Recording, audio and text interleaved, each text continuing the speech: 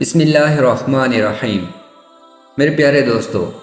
اصحاب فیل کا واقعہ میں آپ کے سامنے پیش کروں گا سیرت مصطفیٰ صلی اللہ علیہ وآلہ وسلم سے کہ پیارے آقا محمد مصطفیٰ صلی اللہ علیہ وآلہ وسلم کی پیدائش سے 55 دن پہلے یمن کا بادشاہ ابرہ ہاتھیوں کی فوج لے کر کعبہ ڈھانے کے لیے مکہ پر حملہ آور ہوتا ہے۔ اس کا سبب یہ تھا کہ ابرہ نے یمن کے دارالسلطنت صنعاء میں ایک شاندار اور عالی شان گرجا گھر بنایا اور یہ کوشش کی کہ عرب کے لوگ بجائے خانہ کعبہ کے یمن آ کر اس گرجا گھر کو حج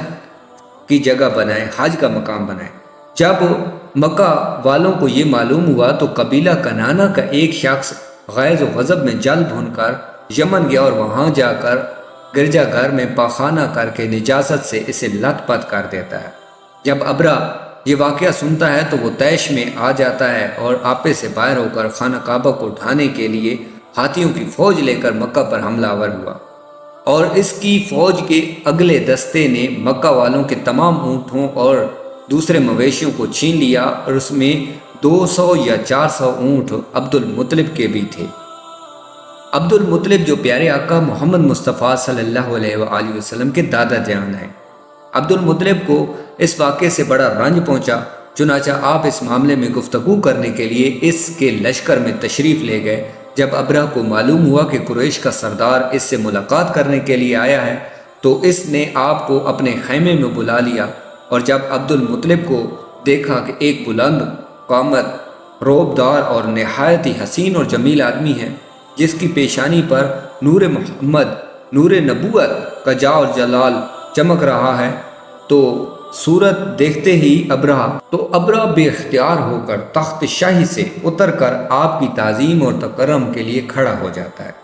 اور کہنے لگا کہ اے سردار قریش، یہاں آپ کی تشریف آوری کا کیا مقصد ہے؟ عبد المطلب نے جب سنا تو جواب دیا کہ ہمارے اونٹ اور بکریاں وغیرہ جو آپ کے لشکر کے سپاہی ہانگ لائے ہیں، آپ ان سب مویشیوں کو ہمارے سپرد کر دیجیے۔ یہ سن کر ابرہ نے کہا کہ اے سردار قریش، میں تو سمجھا تھا کہ آپ بہت ہی حوصلہ مند اور شاندار آدمی ہیں، مگر آپ نے مجھے یہ بات کر حیران کر دیا۔ آپ نے مجھ سے اپنے اونٹوں کا سوال کر کے میری نظروں میں اپنا وقار کم کر دیا۔ اونٹ اور بکری کی حقیقت ہی کیا ہے؟ میں تو آپ کے کعبہ کو توڑ پھوڑ کر برباد کرنے کے لیے آیا ہوں۔ عبد المطلب نے جب یہ سنا تو عبد المطلب کہنے لگے کہ اے ابرہ، اونٹ اور بکریاں میں آپ سے لینے آیا ہوں۔ کعبہ جس کا گھر ہے وہی اس کی حفاظت فرمائے گا، کعبہ اللہ کا گھر ہے، وہی اس کی حفاظت فرمائے گا، وہ خود اپنے گھر کو بچا لے گا، مجھے کعبہ کی ذرا بھی فکر نہیں۔ سن کر ابرہ اپنی فرعونی لہجے میں کہنے لگا کہ اے سردار مکہ، سن لیجئے، میں کعبہ کو ڈھا کر اس کی اینٹ سے اینٹ بجا دوں گا اور روح زمین سے اس کا نام و نشان مٹا دوں گا، کیونکہ مکہ والوں نے میرے گرجا گھر کی بڑی بے حرمتی کی ہے، اس لیے اس کا انتقام لیے بغیر میں جانے والا نہیں۔ میں کعبہ کو مسمار کر دینا چاہتا ہوں۔ عبد المطلب نے فرمایا کہ پھر آپ جائیں اور خدا جانے میں آپ سے سفارش کرنے والا کون ہوتا ہوں۔ اس گفتگو کے بعد ابرہ نے تمام جانوروں کو واپس کر دینے کا حکم دے دیا، اور عبد المطلب تمام اونٹوں اور بکریوں کو ساتھ لے کر اپنے گھر چلے آئے، اور مکہ والوں سے فرمایا کہ تم لوگ اپنے اپنے مال اور مویشیوں کو لے کر مکہ سے باہر نکل جاؤ اور پہاڑ کی چوٹیوں پر چڑھ کر اور دروں میں چھپ کر پناہ لو۔ مکہ والوں سے یہ کہہ کر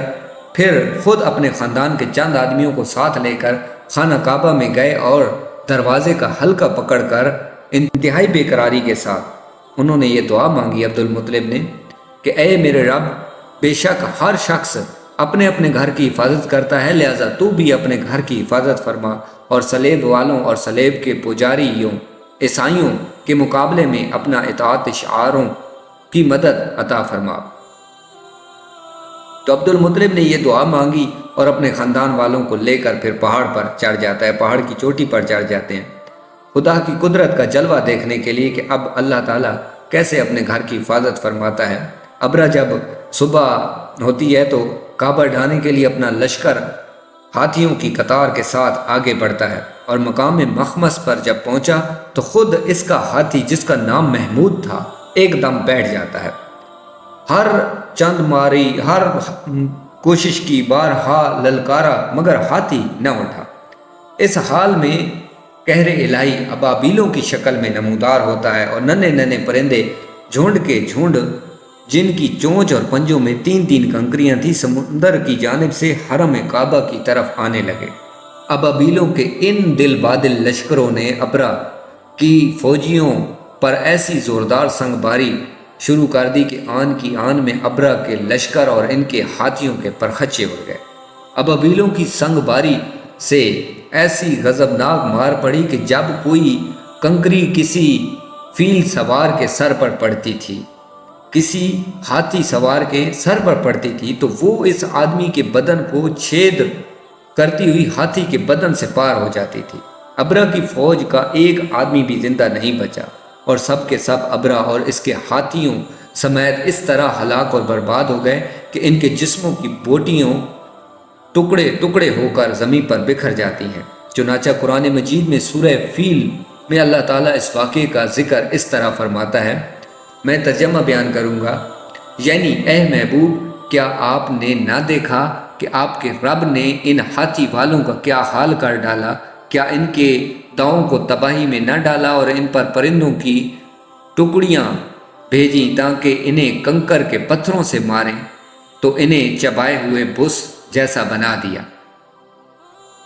جب ابرا اور اس کے لشکر کا یہ انجام ہوا تو عبد المطلب جو پیارے آقا محمد مصطفیٰ صلی اللہ علیہ وآلہ وسلم کے دادا جان ہیں، پہاڑ سے نیچے اترتے ہیں اور اللہ پاک کا شکر ادا کرتے ہیں۔ ان کی اس کرامت کا دور دور تک چرچا ہو جاتا ہے اور تمام اہل عرب ان کو ایک خدا رسید بزرگ کی حیثیت سے قابل احترام سمجھنے لگتے ہیں۔ اس واقعے کے بعد میں آپ سے پیارے آقا محمد مصطفیٰ صلی اللہ علیہ وآلہ وسلم کے والد صاحب حضرت عبداللہ رضی اللہ تعالیٰ عنہ کے بارے میں بیان کروں گا۔ اب تک کے لیے میں آپ سے اجازت چاہوں گا۔ اللہ حافظ۔